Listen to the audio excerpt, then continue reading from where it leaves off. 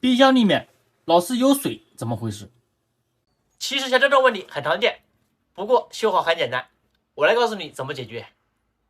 在我们使用冰箱的时候，经常发现这个冰箱底部全是水，有的时候用抹布给它擦干了，但是过一两天下面又全是水，这个到底什么原因呢？其实这个问题就是出现在冰箱的前面部位，排水孔部位。你们看，这里有个排水孔，就是说当这里堵住了，这个水就流不下去，然后水满了就会从这边流下去了，就从这儿流到底部了。其实像这个问题解决非常简单，首先我们把这个盘给它拿掉，然后找一根电线，稍微硬一点的，我们直接拿这个电线把这个孔给它疏通一下，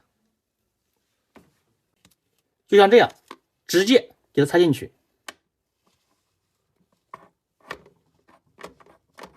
来回的给它活动一下。但是很多人问，这个水到哪里去了呢？我来给你看一下，其实这个水也就是说通过排水孔到达压缩机这一块的，这边有个接水盘，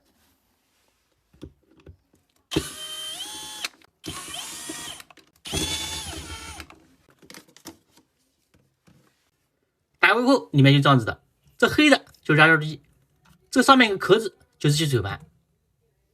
接水盘上面有个白颜色的管子，这个就是排水管，等于说上面的水是通过这里滴到这个接水盘的，等于说压缩机工作了会发热，然后热量传输到接水盘，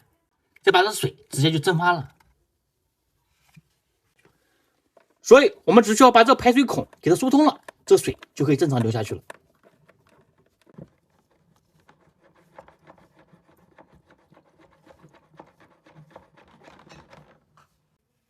看到吧？这个电线和这个水全部都过来了，这个水正常流下去了，那就可以了，这样就能轻松解决了。像这个冰箱排水管比较短，但是有的冰箱排水管很长，这次我们就可以测量一下，比如我们从排水管这个位置，再来看一下这个冰箱底部这个位置，从底部大概上来20公分的样子，然后我们来看一下，像这冰箱大概这么长就可以了。所以说需要多长的电线来疏通，就按照这个方法来测量就可以了。所以说冰箱里面有水，大部分都是这个问题，一般的我们自己就能解决，就是这么简单。